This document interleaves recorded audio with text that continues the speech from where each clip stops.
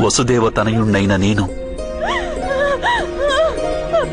నా జీవన పర్యంతం ఆర్జించిన పుణ్యఫలంతో ఉత్తర గర్భాన్ని పునరుజ్జీవింపచేస్తున్నాను.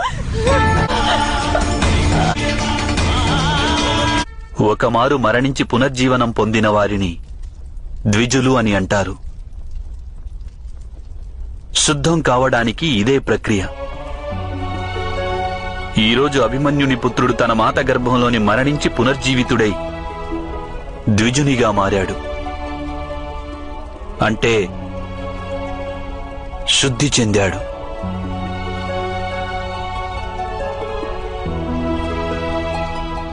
సర్వేశ్వరుడు వీడు జన్మించక పూర్వమే వీడిని పరీక్షించాడు.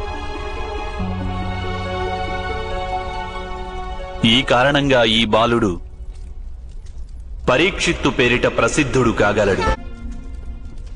పాండుపుత్రులారా, ఈరోజు యుద్ధంలోని అంతిమ ఘట్టం పూర్తయింది.